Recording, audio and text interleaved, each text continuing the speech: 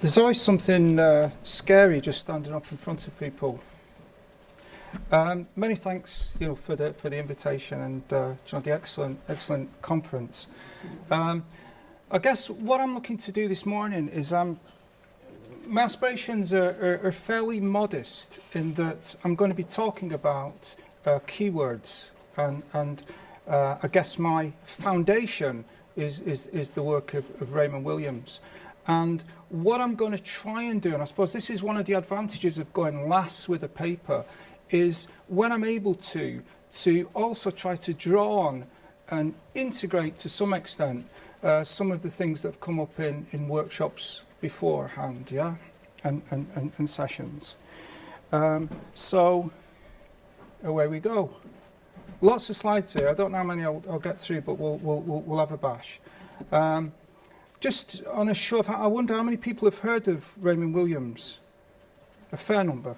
So I may be kind of not bringing anything new here, so I'll go.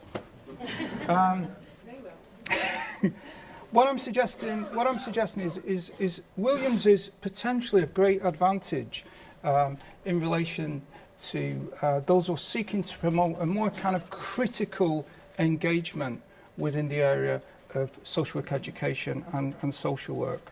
And what he encourages us to do, as I'm suggesting here, is this honed focus on specific words and phrases. We have a number of phrases associated with the conferences, words like identity and so on. And I'm also suggesting that he aids our deciphering of how keywords such as welfare, and I'm going to be saying a little more about welfare as we get into this, operate as sites of discursive and political struggle.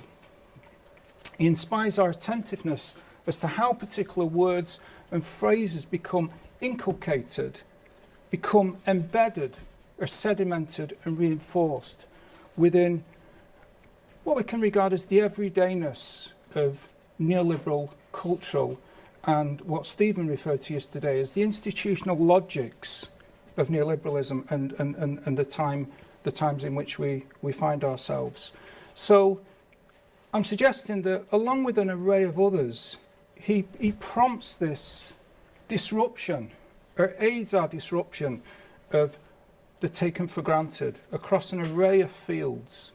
And he alerts us to the fact that neoliberal reforms, and there of course we have a major keyword, are often presented as simply non-ideological, pragmatic, translating common sense into sensible policy solutions.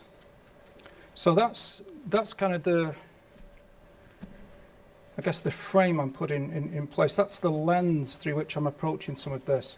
And in the time that's available, as best I can do, I'm dividing this into three sections, as we see. I'm going to say first a little about Williams himself and keywords.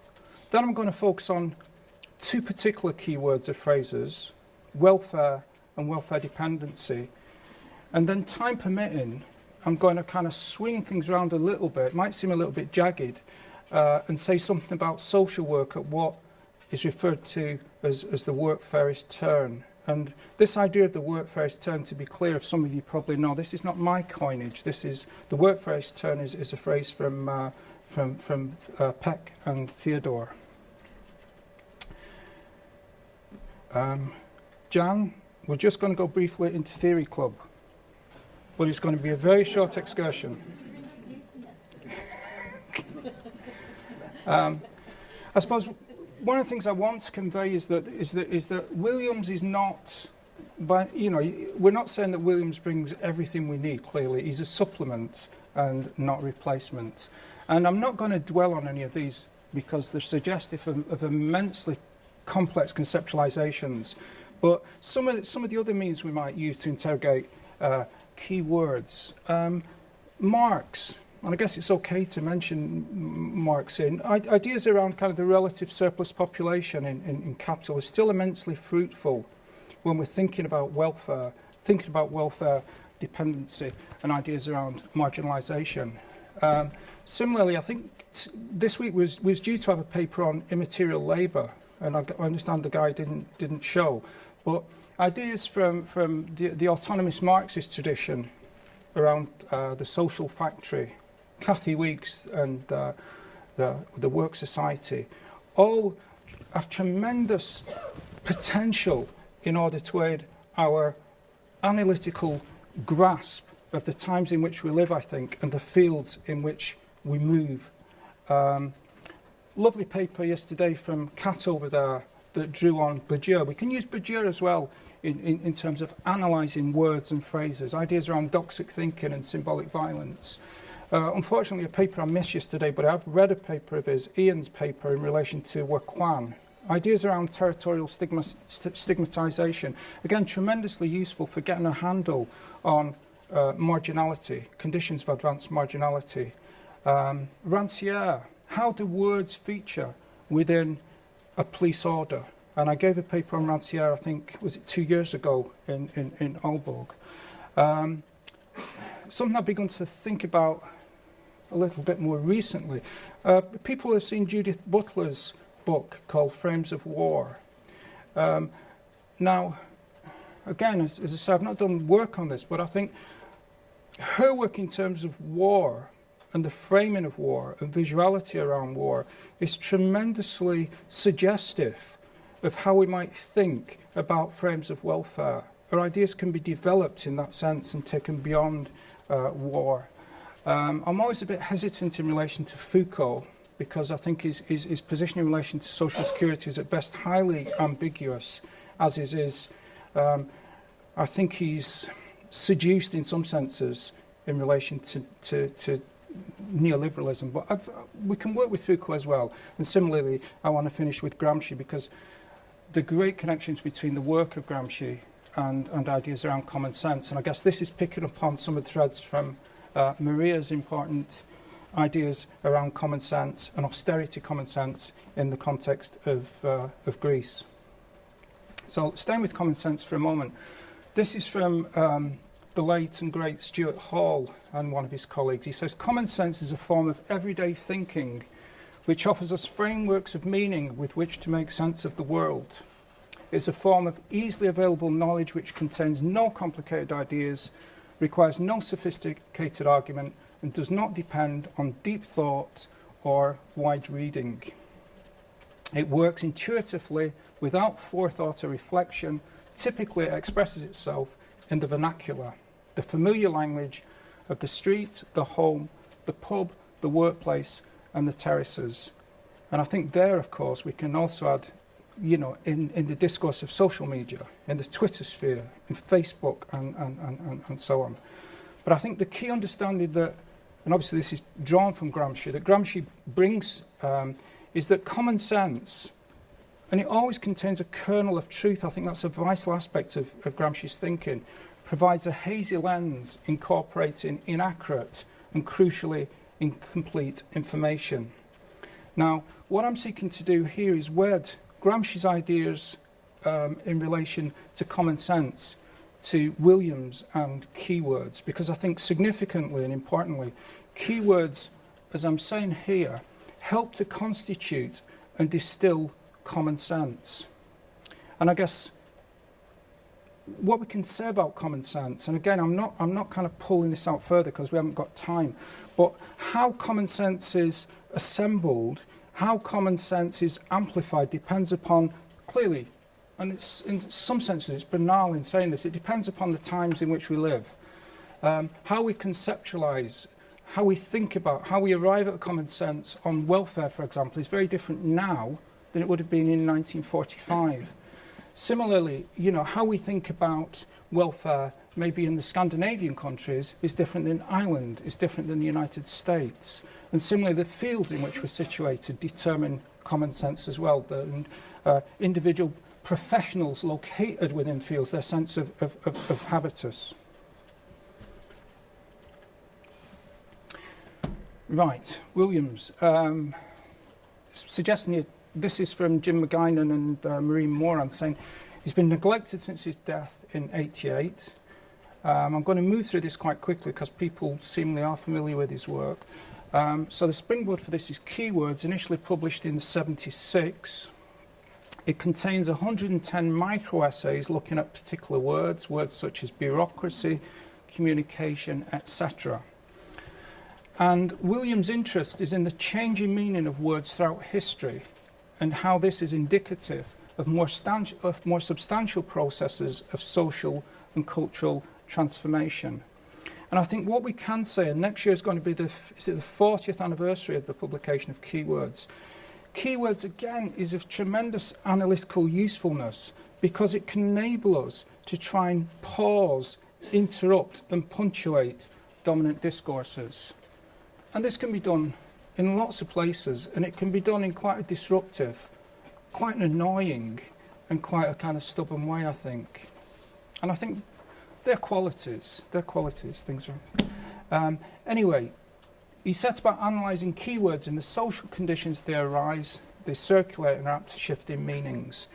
And interestingly, one of the commentators on him, Alan Durant, he refers to artillery to be purposefully aimed, words as weapons, and I think this very much fits in with Gramsci's ideas around the war of position, which again I don't think we've got sufficient time to dwell on this morning, but I guess people will be familiar with.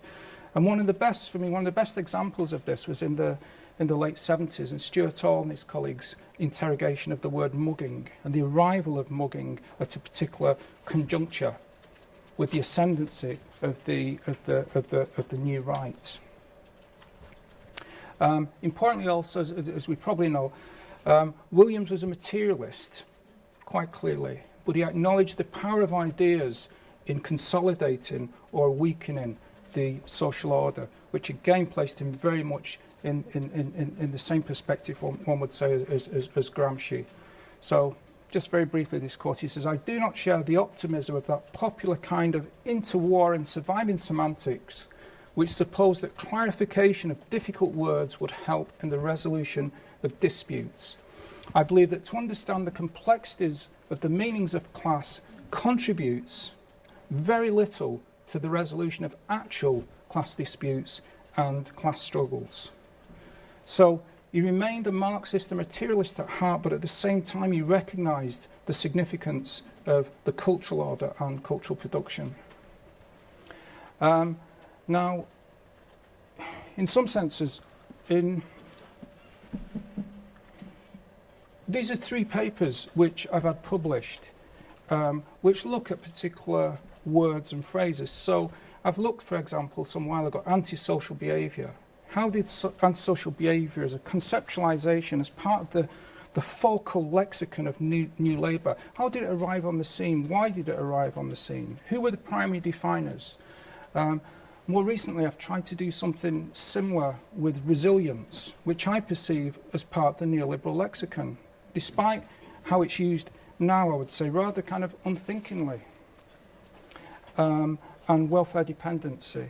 And I mean, I'd encourage you to look at these papers. They're in part successes and they're in part failures. But, you know, there's stuff going on which you might want to pick up on and run with. And also, of course, thinking about other satellite words. I mean, a word which has been prominent, I guess, around this week's events has been care.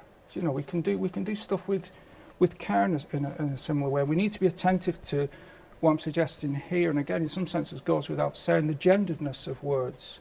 I mean, welfare dependency as a phrase, for example, tremendously loaded word, and racialization. Now, one of the things I haven't got time to think about this morning, but it does merit further thought, is if we're to suggest that keywords are important and we should stretch them, turn them over, pick at them and so on, what methodological questions does that give rise to? How do we choose? How do we compile a corpus of keywords? What do we include? What do we leave out? These will be kind of subjective in lots of senses. How do we analyse?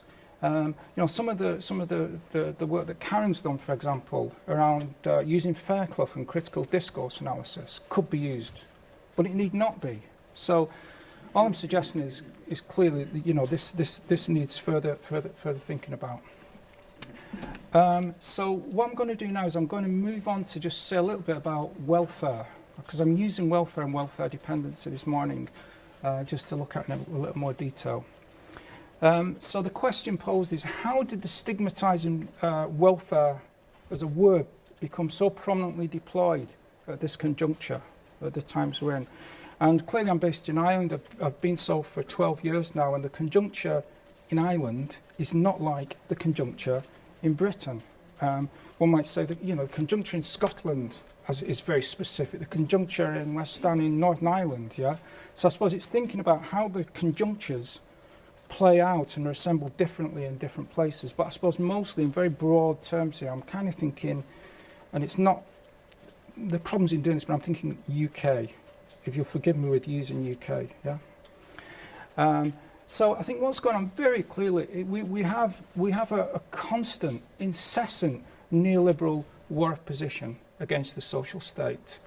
The Cameron government and rightist governments elsewhere are intent on gradually dismantling the social state.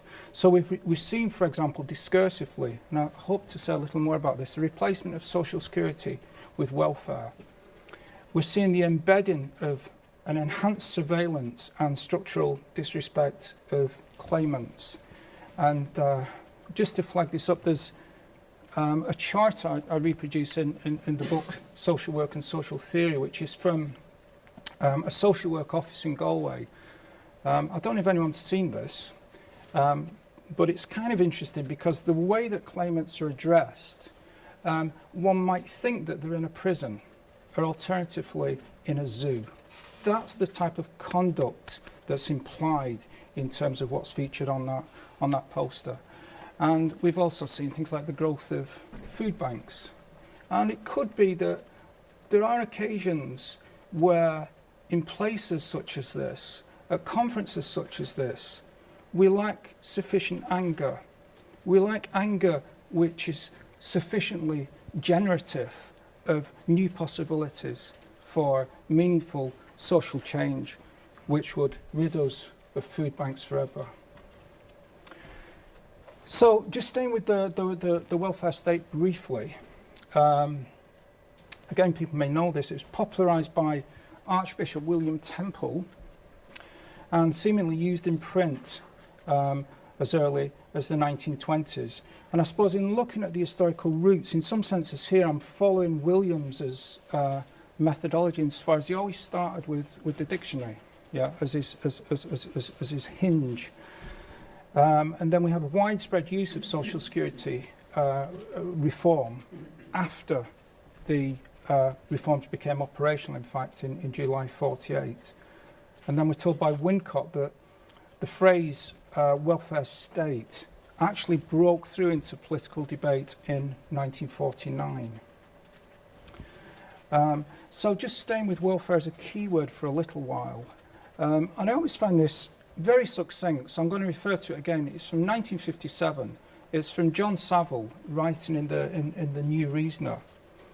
And what he suggests to us, even though he didn't use the word for this, we can say that post-war welfare structures were a consequence of the interaction of three main factors: the struggle of the working class against their exploitation, the requirements of industrial capitalism for a more efficient environment, and their need for a highly productive labour force, and recognition by property owners of the price of political security.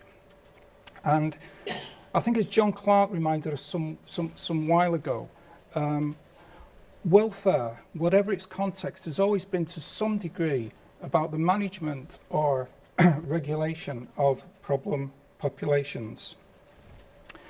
Then, however, we have Ferguson and Lavalette, and they suggest, and are you happy enough for me to read these fairly chunky quotes? Yeah.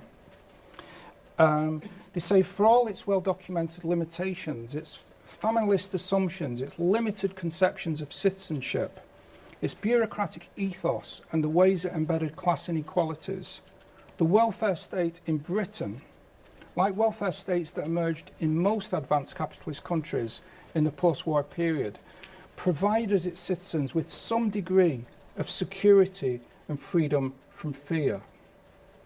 And I think to some extent, we can regard that as correct, whilst acknowledging the dangers of drifting into a kind of golden age narrative.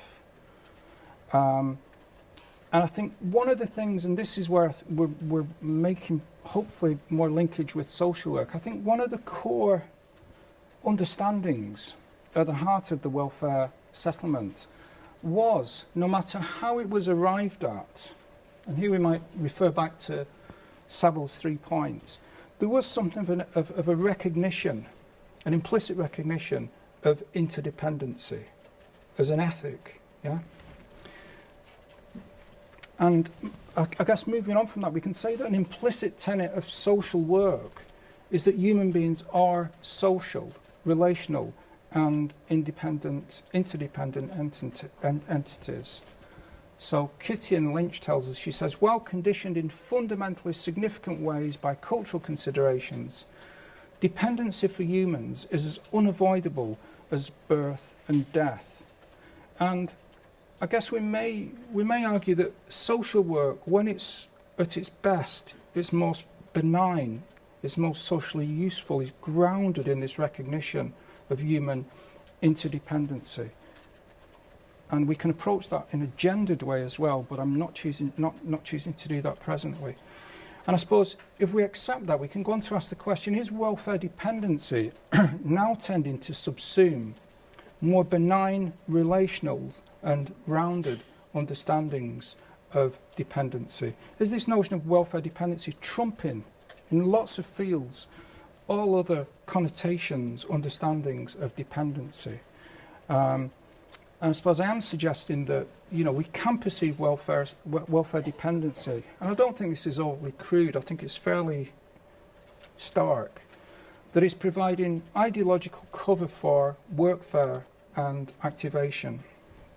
And here I'm always reminded of Ulf's comments from the 80s that what we're seeing as strategies of active proletarianisation, you know, attempts to get people who are not located in the workforce to be placed there, often in kind of low-wage work. So what we're seeing is processes of dormant labour power being converted into wage labour and profit, into work, as we know, which is frequently insecure and precarious. And just from early in the year, I mean, we perhaps don't view these statistics, you know, with the sort of seriousness that they demand, really. But in the UK, there's now 1.8 million people on 0 hours contracts, which is actually the size of a fairly, you know, moderately, kind of small maybe anyway, but I mean 1.8 million population, the same as Kosovo. How are we doing for time, Karen? 10 minutes. Okay. All right, thank you. Let's have a little drink.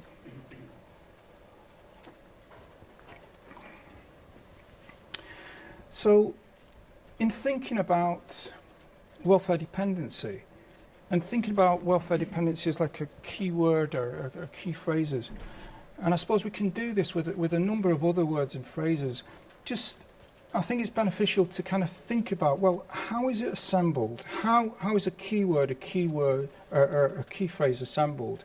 And thinking about welfare dependency, I'm suggesting that arguably there's 6 vital components.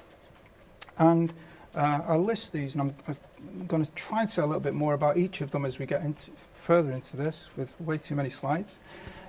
Important is the construction of welfare dependence in the US, issues to do with penalisation and the shadow of the prison, the global workforce turn, the role of workfare's organic intellectuals, and an enhanced focus on conduct, the tonalities around welfare, what Williams referred to as the structure of feeling, and the sheer potency of welfare myths, myth narratives, which are rooted in, again going back to Gramsci, in common sense, but are kind of objectively entirely wrong. So, welfare dependency in the US first, as we skate through these. In suggesting that developments in the United States are like tremendously important, I'm not suggesting, and John Welshman, for example, has done some very good work in terms of tracing the lineages of, say, underclass discourses and discourses around dependence in the UK. So I'm not saying that everything that we find here, from Blair onwards, for example, has been generated in the Washington Beltway in the United States. But I do think the United States is tremendously important. And I suppose in that sense I share, this notion of Bajir and Wekwan, that the United States is apt to function as what they call the symbolic Mecca, because they're apt to be aped and mimicked by an array of states. So in many ways, Ireland seeks to become a mini United States of America, or offshore airline carrier. I'm not going to read this big quote, but people have seen the work of Fraser and Gordon, who've done a genealogy of dependency. There's similar work been done by Seifert Schramm, a very good book called, I think, Words of Welfare. Of particular importance in relation to the US, again, as people may know, is the Personal Responsibility and Work Opportunity Reconciliation Act, 1996, 20-year anniversary next year, rooted rhetorically in this aspirational neoliberal libertarianism, but actually committing the state to a punitive ground war against the poor, and particularly poor black women, one might say. Second element, and I mentioned earlier, Ian's done some work on this using Lok-Lak-Kwan, how in many ways welfare policy is beginning to converge with penal policy. Okay. I've been told I've got 5 minutes, so I'm going to shoot ahead. I guess these slides could be made available, can't they, for people? So yeah, thank you. Suppose something going on with language as well. One can trace this in the US, for example. Use of recidivism in relation to people returning to the welfare rolls. The language of the penitentiary. In the UK during the New Labour period, references to offenders. In Australia, breach notifications, etc. A little there I mentioned in relation to global workforce term, the use of conditional cash transfers in places like Latin America, and how social workers are very much embedded in these systems. As we see in Chile, for example, to qualify for $24 monthly benefit, recipients must sign a contract accepting personalised assistance, etc., with frequent meetings with their social workers. And as we move towards the end, this is the third element I'm trying to get onto, that, and it's happening in different ways in different jurisdictions. But social workers are, I think, becoming increasingly enmeshed in workfare regimes. The role of the organic intellectuals, I think important here. People clearly like Murray. A book which I think is fascinating is this book from '92 by Lawrence Mead. And I think one of the things we often miss out here in terms of the shaping of welfare is how the collapse of the degenerated worker states in the late 1980s emboldened neoconservatives with plans for so-called reforms, and a close reading, well, not particularly a close reading, a reading of Mead's book makes this apparent. The use of ordeals as well. This idea that and some research, for example, done by Black Triangle, if identified the number of people who have died, because of harsh capability for work tests, and a lot of people saying, this is dreadful. It clearly is, and I'm sure the people who are formulating the system don't intend people to die. But what they are seeking to do is they are seeking to put in place ordeals. The system is supposed to be callous. It's supposed to be onerous. If it's onerous, it's working. And this was mapped out by people like Nichols and Zeckhauser, Reaganite economists in the 1980s. This is the playing out of the neoliberal agenda in a number of states. Tonalities, the change from social security to welfare. Social security, we was told by James Purnell during the period of New Labour, is something which is handed down. Welfare tells a wholly different story. We hear very little now about social security. It's constantly about welfare, isn't it, in Britain also. And I suppose referring to Surinder's paper yesterday with Tony there, one can get the sense, as I said at the foot of this slide, that security is becoming wholly conflated with anti-terrorism and becoming decoupled from ideas associated with the post-war welfare settlement. And I wonder whether, the word prevention as well, there's something going on with prevention. There's certainly something going on with radicalisation. Radicalisation now is suggestive of Islamicisation. It's not about a young person forging, a left-wing agenda in the popular imagination or in media discourse. This is just a slide on shifting public attitudes during the period of New Labour on welfare. And drawing attention to this as well, again, people may have seen this. It's a publication from a church group, the Baptist Union, and a number of other churches, The Lies We Tell Ourselves, Ending Comfortable Myths on Poverty.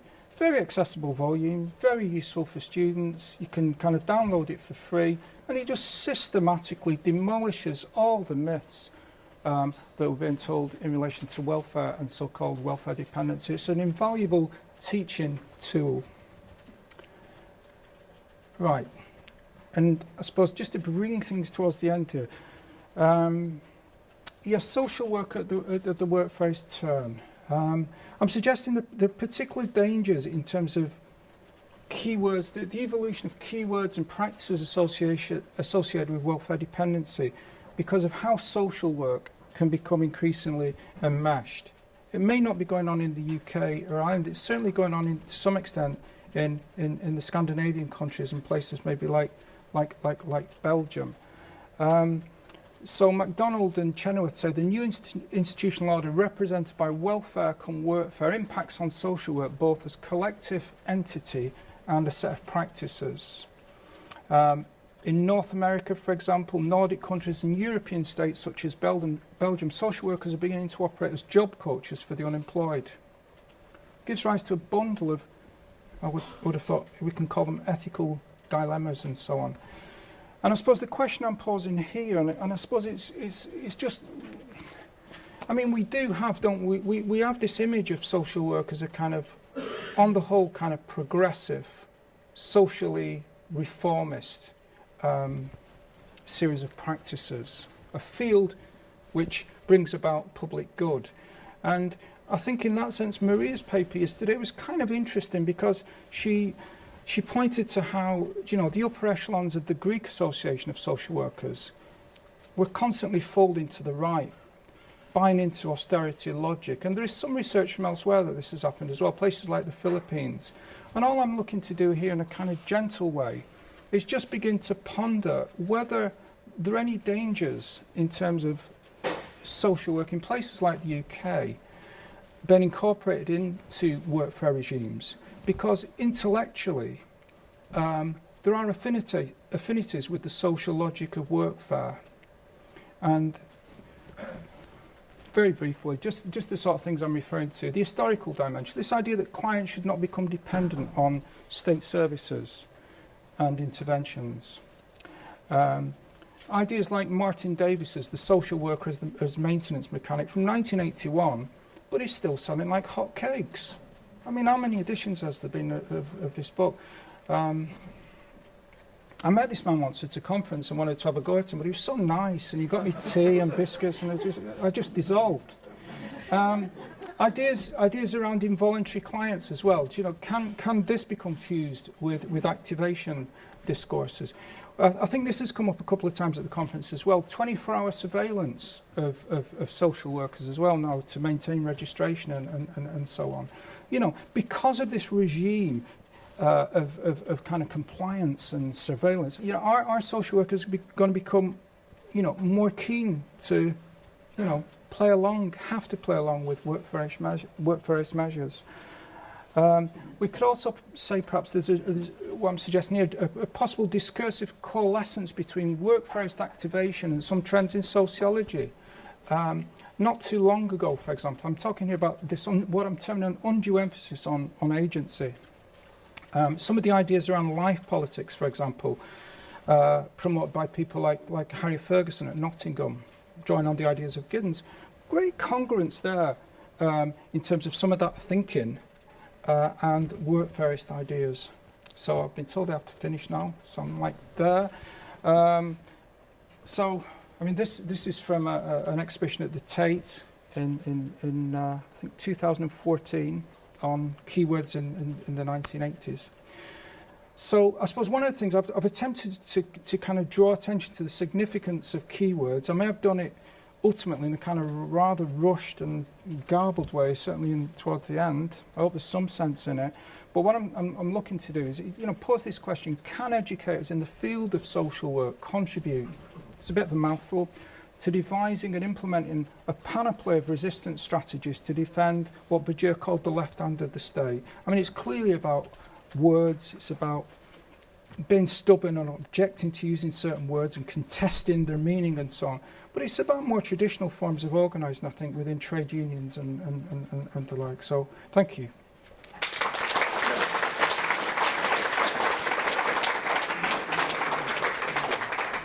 An excellent presentation. Any questions?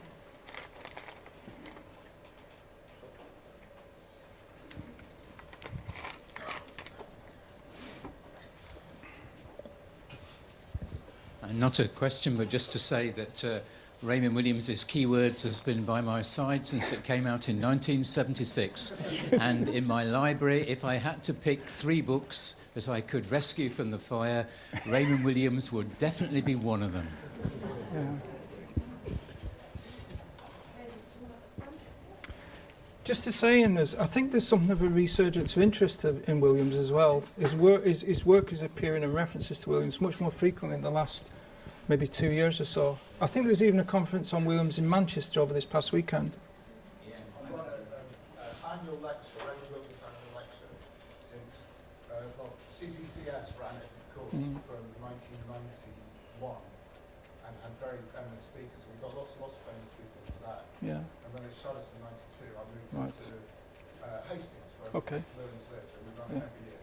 Oh, very good. And the Raymond Williams Society, run and organised by Dave Lang, Mm. well worth getting in touch with. Huge appetite. Yeah. Yeah, I think they produce a regular journal, don't they? Which is a subscription journal. The name escapes me presently, but I was looking at it last week, so. We have an annual conference with Okay. Can I just ask, that obviously you've been criticising this type of common hegemonic position of neoliberal state, but on the obverse, isn't actually you also hold a common sense hegemonic position, if you see what I mean? Because, of course, what you're saying, there is another side. As you said, the left hand of the state is itself another assumption, way of understanding how social work should be. Yeah. Yeah, I mean, I suppose, in some sense, I really see the usefulness of binaries. I know there's criticism of binaries yesterday, but, I think there's tremendous analytical usefulness in the binary capital and labour, for example. I think we almost have an intuitive sense of domination and exploitation as well. So I don't have a problem with having a particular perspective which might seem to be counter to the dominant perspective.